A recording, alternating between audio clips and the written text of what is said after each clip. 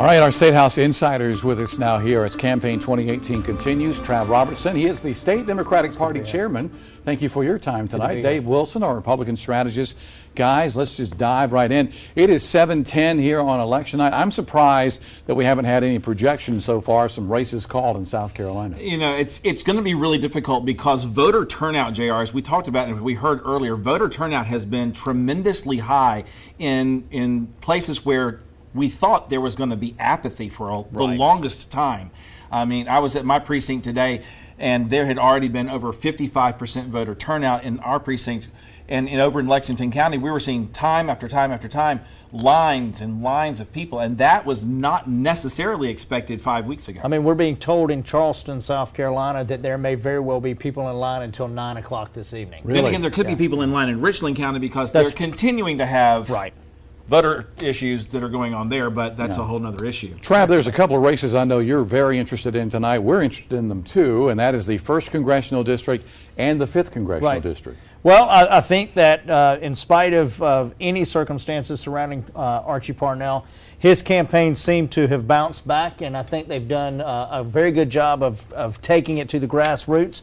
And I think that Joe Cunningham, they've run a great campaign, and with the loss of Mark Sanford in a Republican primary, it really was an open seat, and they've taken advantage of that. And you've seen Cunningham has brought a wide swath of support across the board, Republican and Democrat and Independent, and you're seeing it. They led by 25 or 30,000 in absentee voting in the 1st District. JR, I think the thing that we actually, if you want to talk about what we saw at home, is we are seeing the precursor to campaign 2020. There's no question. Because it was Democrat after Democrat after Democrat that was coming in to the Charleston area for Cunningham. A few people showed up in Archie Parnell's race, but then you've got the president who was absolutely on the campaign trail all over the country. But, you know, just last week we were talking about the fact that he was in Charlotte. So you're seeing in the national folks coming in, who are the people who are considering that run for the presidency in 2020.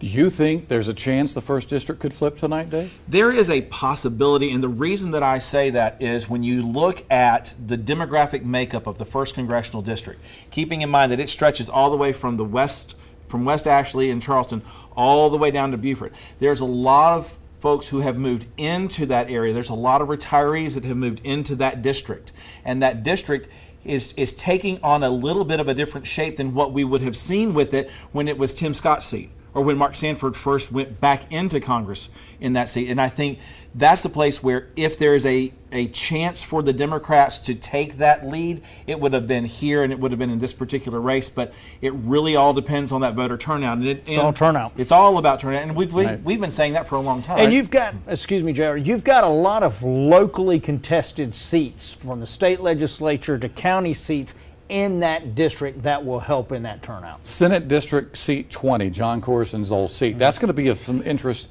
to a lot of people around here tonight. Yeah, I mean, it could very well be the first time in 25 years that the Democrats actually add a seat to the state Senate.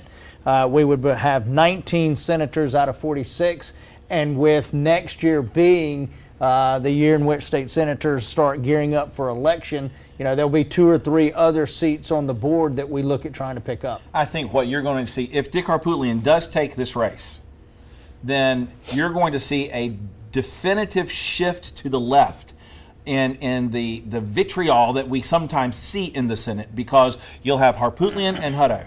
And from the Republican side, those two can be a strong nemesis team for the Republicans. It'll just be straight up. I think what will end up happening is this.